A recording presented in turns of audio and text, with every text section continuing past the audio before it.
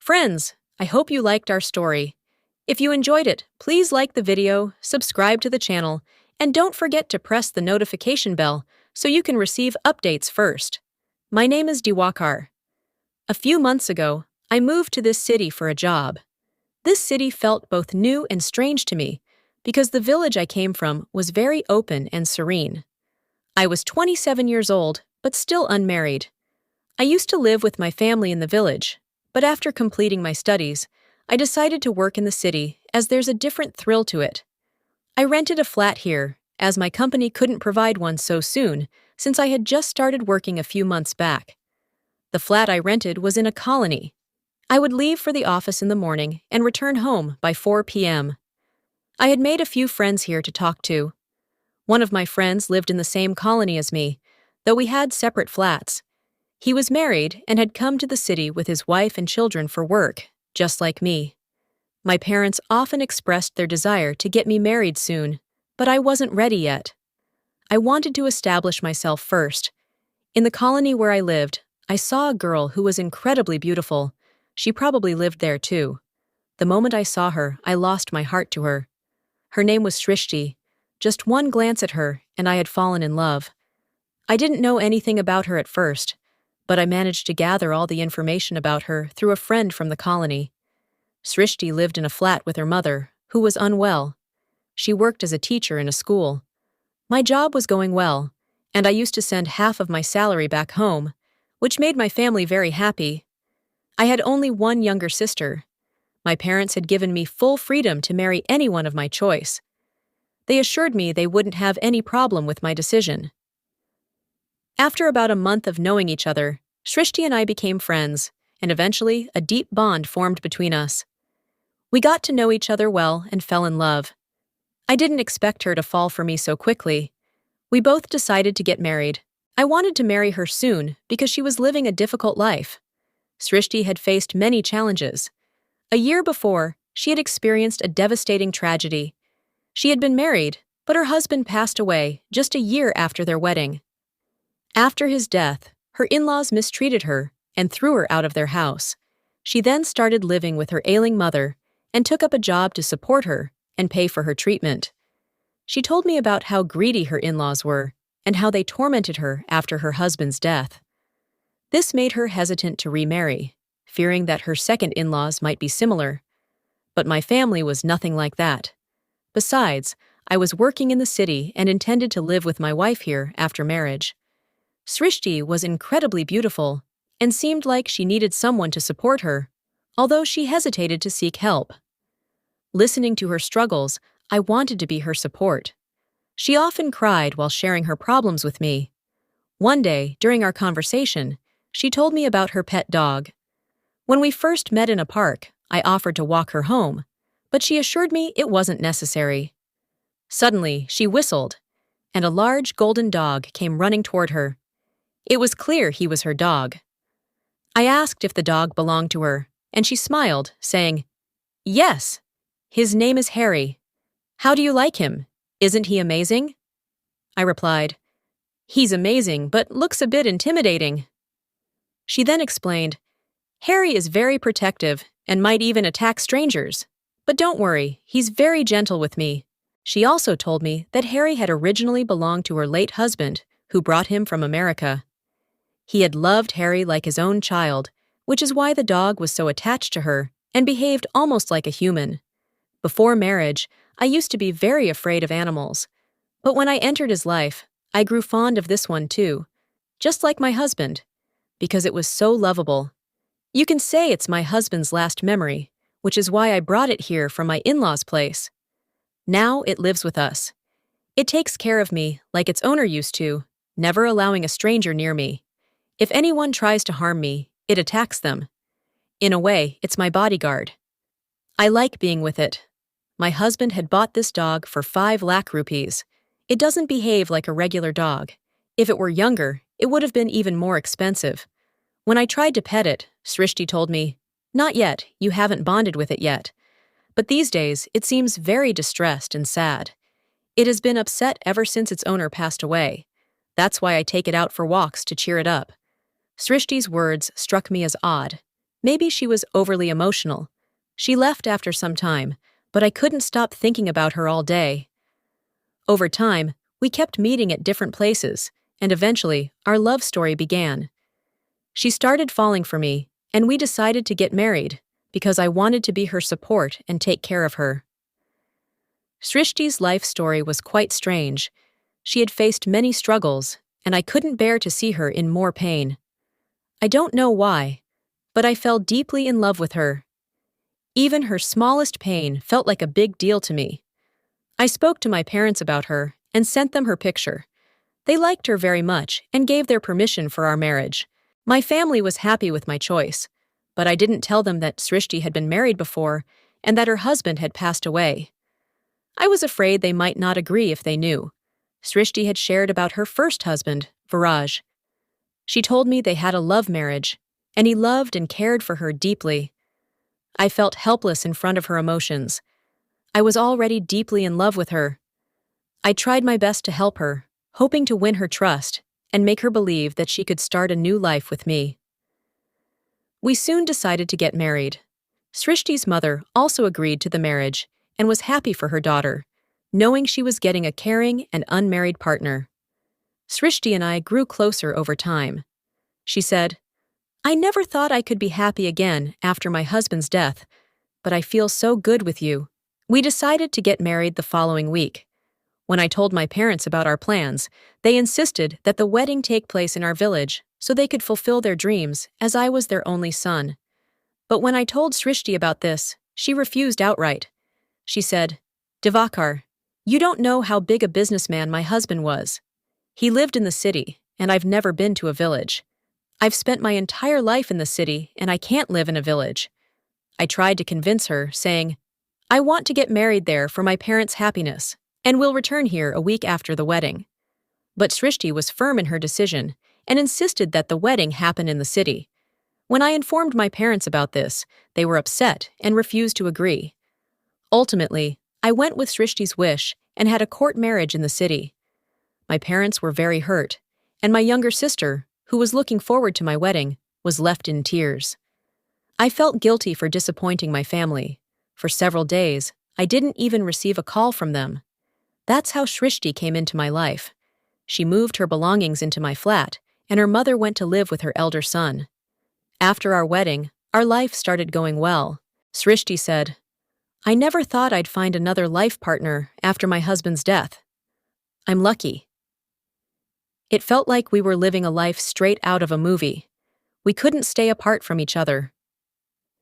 Srishti also brought Harry, the dog, with her, and it now lived with us, though I was against keeping animals in the house.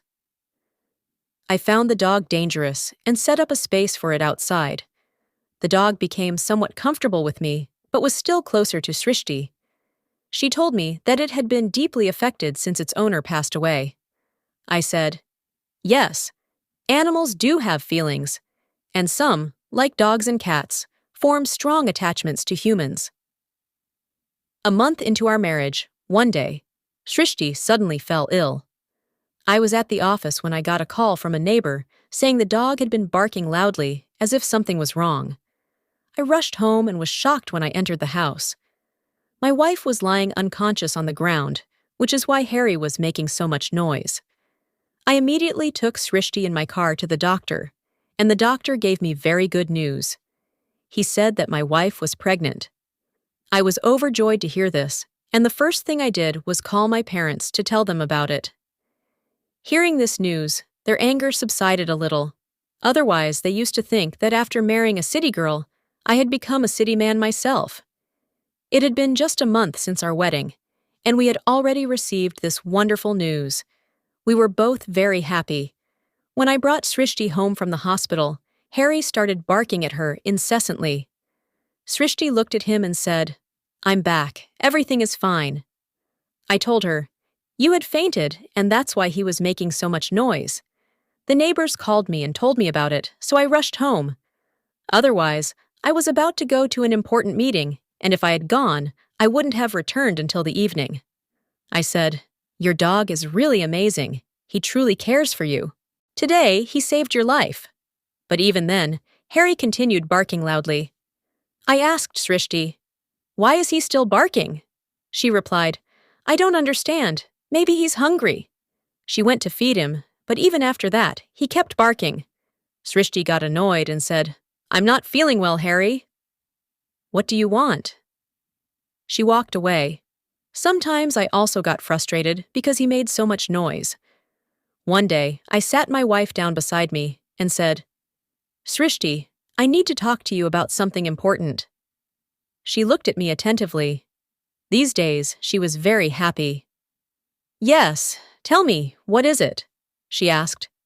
I said, "Look, a baby is coming into our home, and this is an animal. There's no telling what it might do. There will be a small baby in the house, and if this dog stays here, I will always be worried.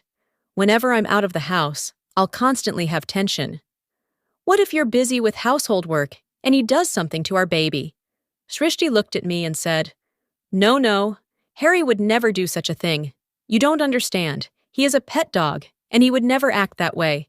When some guests stayed at our house for about 15 days, they had kids with them, and Harry never did anything to them. I said, "Srishti, you never know with animals. I've noticed that he barks more when looking at your stomach. It's as if he's trying to say something. Maybe he already hates our baby. Maybe this is his way of expressing his hatred." Srishti suddenly got angry. "No, that's not true. How would he even know that I'm pregnant? He's just a dog. You're talking nonsense. And I've told you before, he is my first husband's last memory, and I cannot part with him." I said, "I can't tolerate any memories of your first husband in this house anymore. When you keep mentioning him and saying this dog is his last memory, it hurts me. People only keep the memories of someone they truly loved."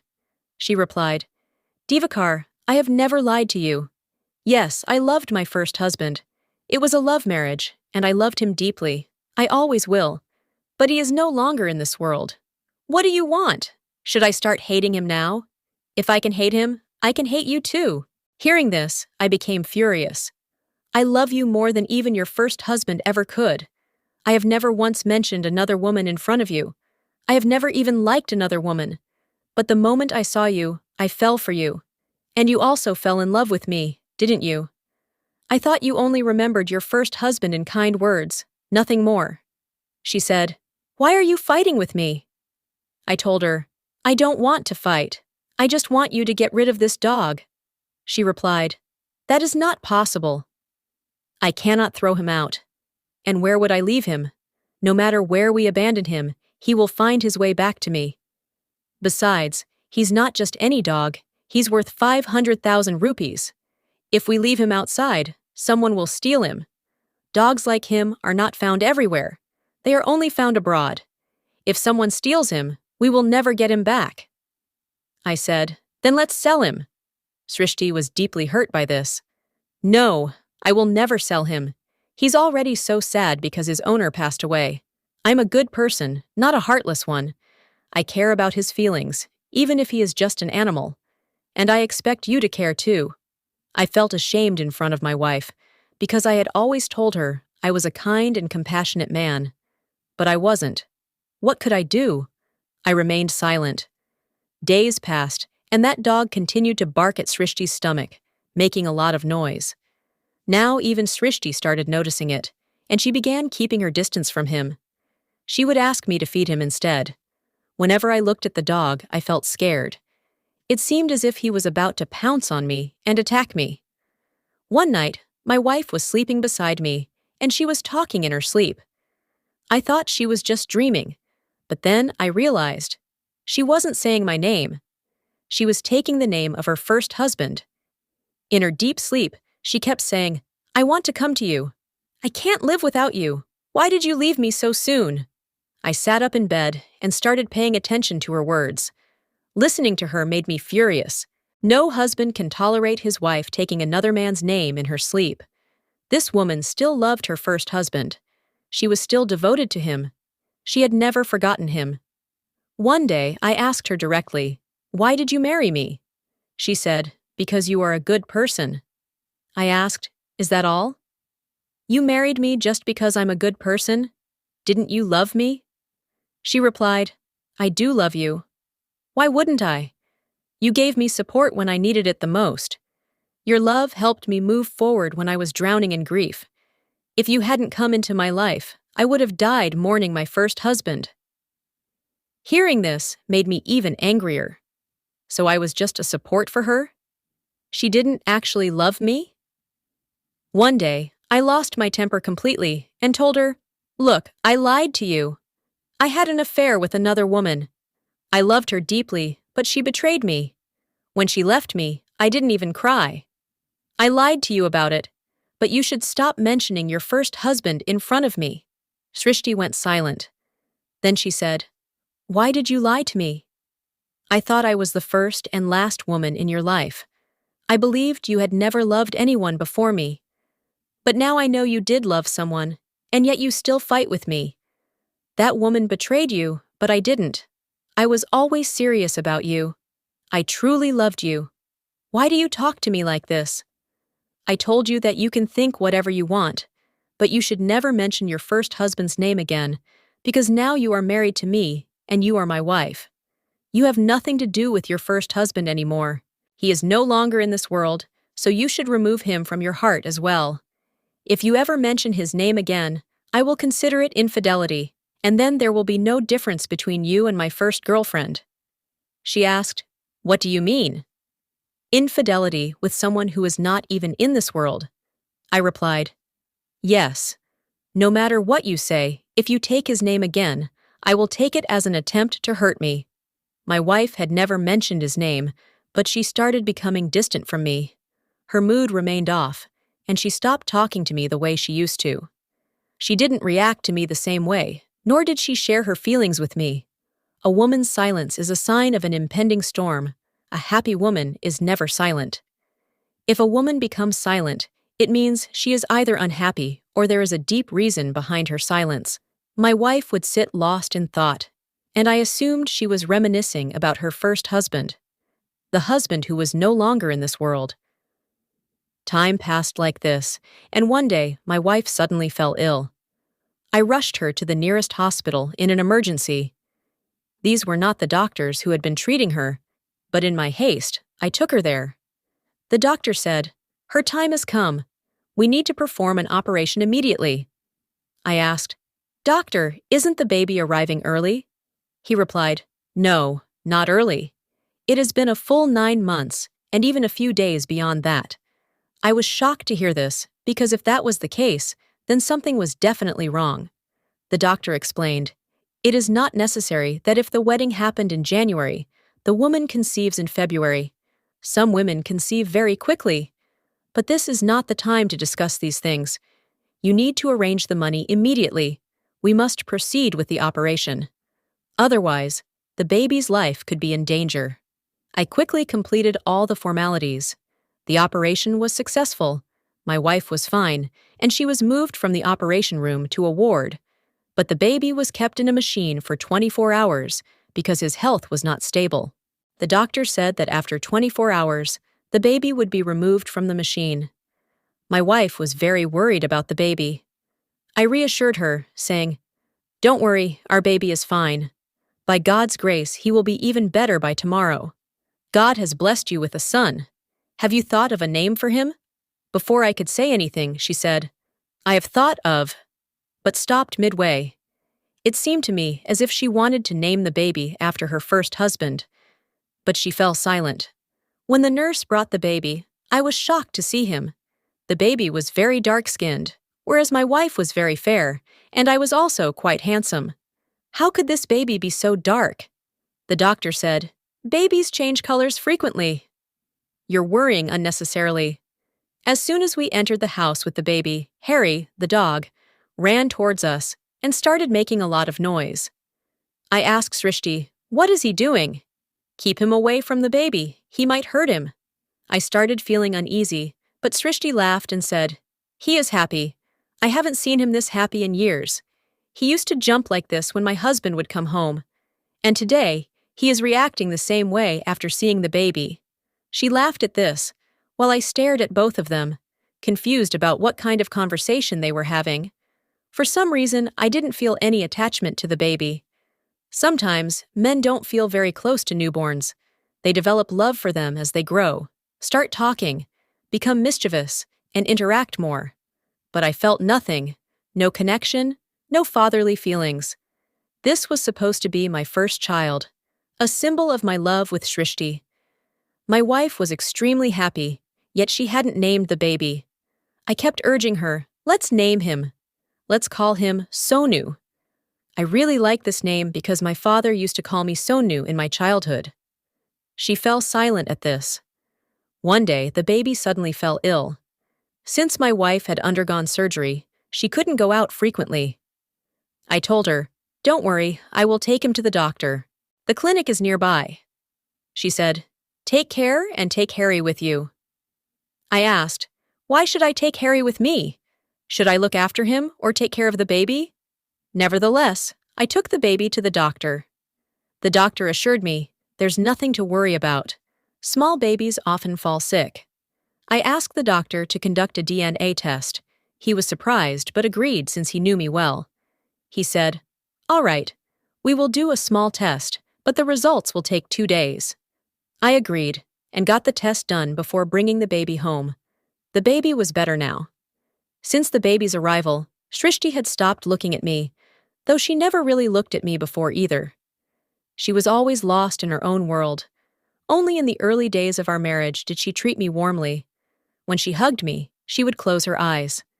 Now I started feeling as if, when she hugged me, she imagined that I was her first husband. I couldn't understand how my luck had turned out so bad. I had gone against my parents' wishes for this woman and had done everything she wanted.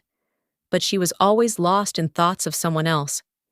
I started looking at the baby differently. Something was definitely wrong. What surprised me the most was that before the baby was born, Harry would look at my wife and bark in a strange way. But ever since the baby arrived, his behavior toward the baby had completely changed.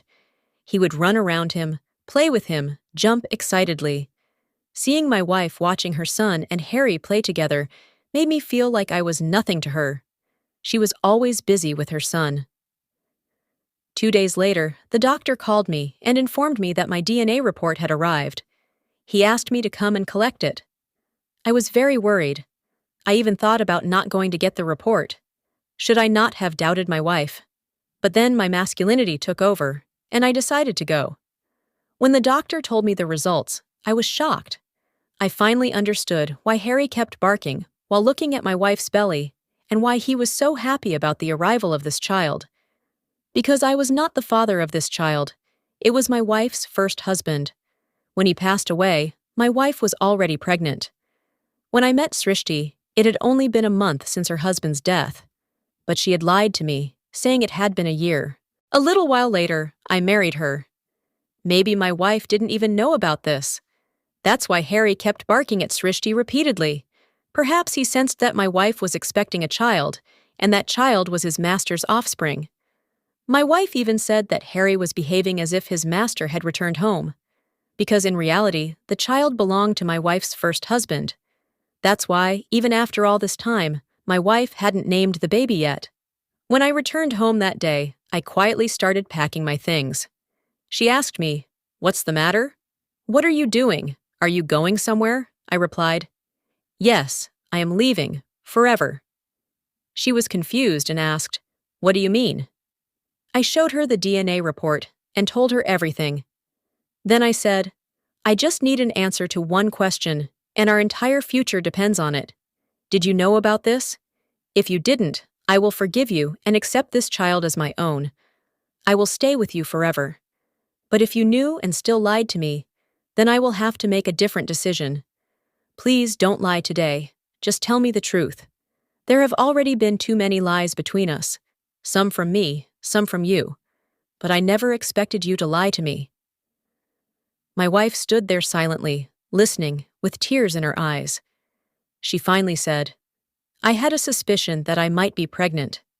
But this is an innocent child. His father is no longer in this world. He is an orphan. If you support him, God will always bless you."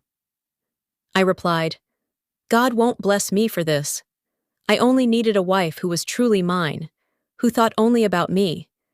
But you still haven't let go of your first husband, and this child is his.